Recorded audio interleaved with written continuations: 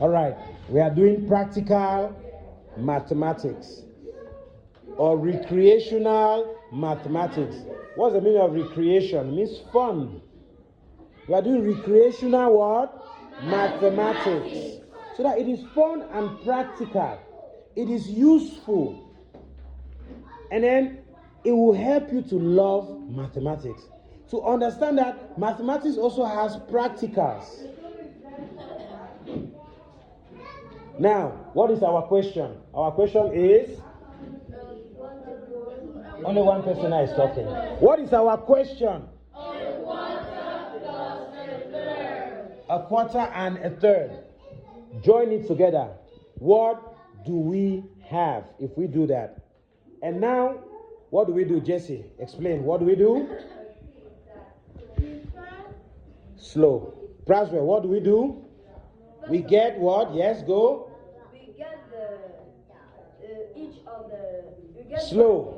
Favor, what do we do? First of all, we use the Morari method, which is keep splitting. We split the quarters into thirds. First, we get 2 sheets of paper. First, we get 2 sheets of paper.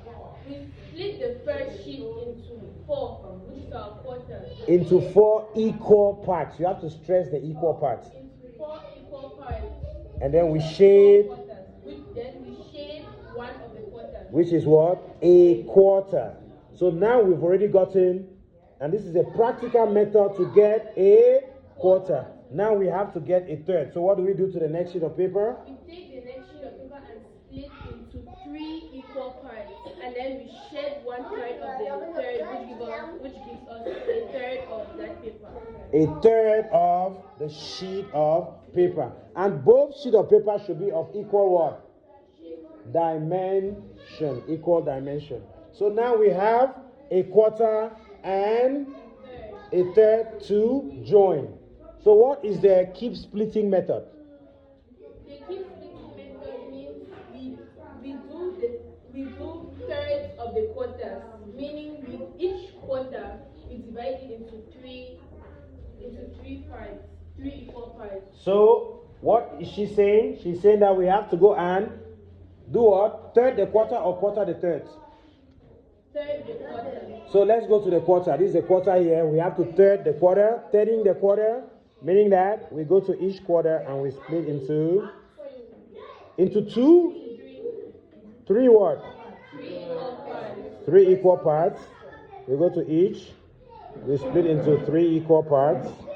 Thirding the quarter. What are we doing? We are thirding the quarters. 3 equal parts. 1, 2, 3. So we third the quarters. Now what do we have if we third the quarters? We have 12 equal parts. Now what is each of the size called? Each of the size is called A 12. A 12 with TH.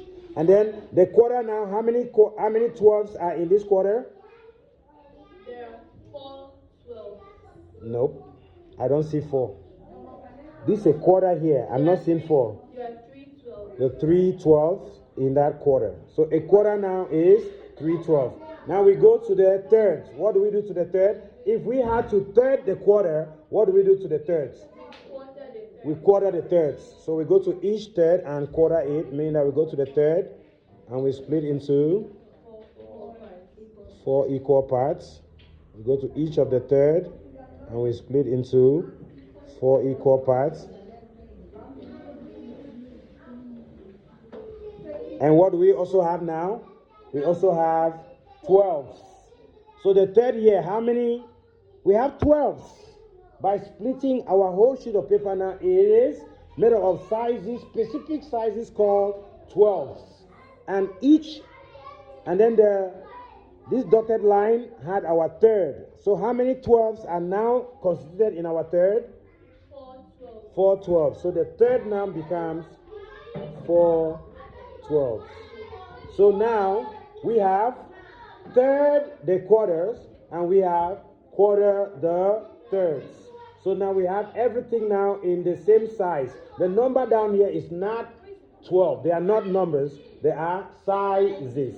So 3 apples plus 4 apples. or 3 12s plus 4 12s. Not 4 12s, 4 12s. You can't say 4 apples. And if you do that, how many 12s do you have?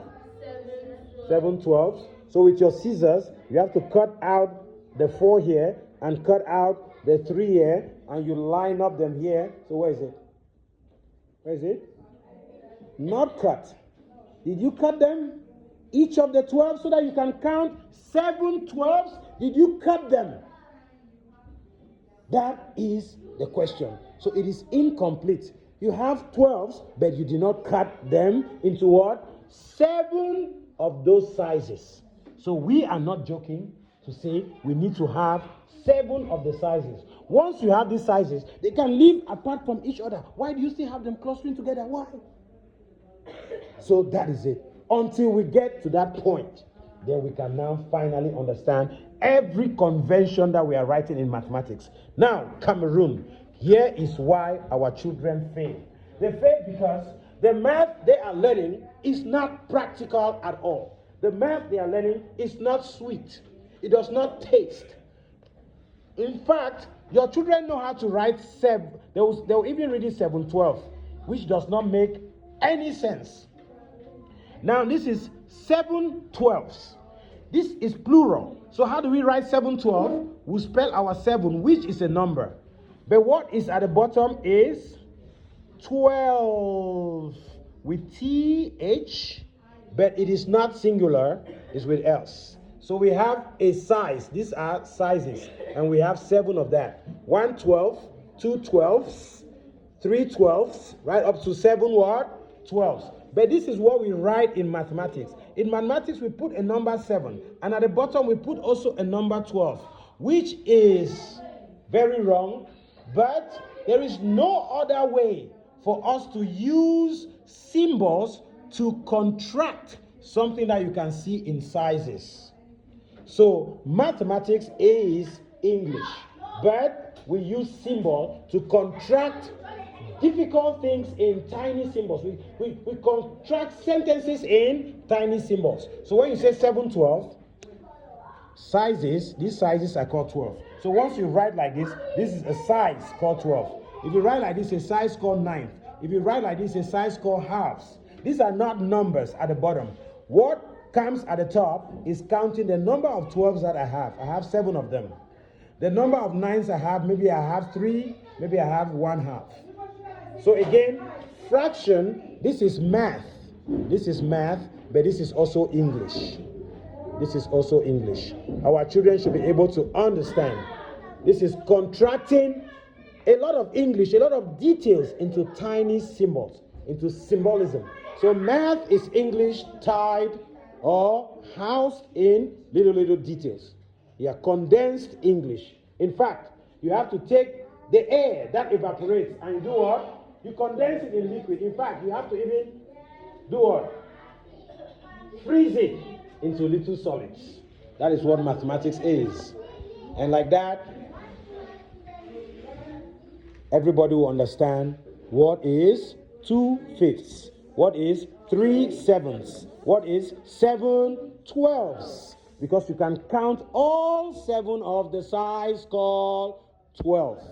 All 7 of the size called 12. You can count them by yourself.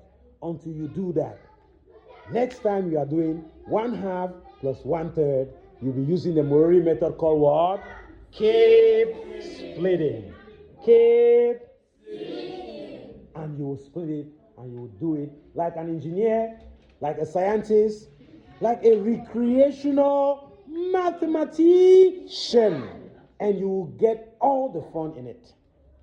And that is only possible because we are here incubating the renaissance, the reawakening of African indigenous education. The reawakening of African indigenous education. Education started in Africa, in Egypt, in Zimbabwe, in Benin, in the empires of what? Ghana, the empires of Mali, the empires of Songhai, the empires of Cameroon, the Mamfe, the Douala, And where again? The Mancon. Where again? Where are you from? The Bamenda. Where are you from? The Kumba. The Santa. Where else? The Barfoot. Where else? The Banso. Where else? Where are you from? You are not from Bamenda. Where are you from? The Awings. You don't know where you are from. Where are you from? The Combs.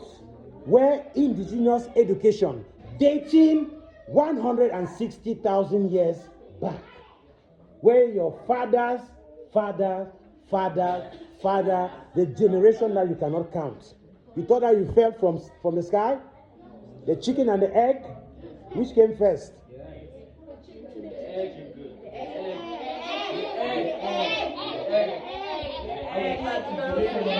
You hear them.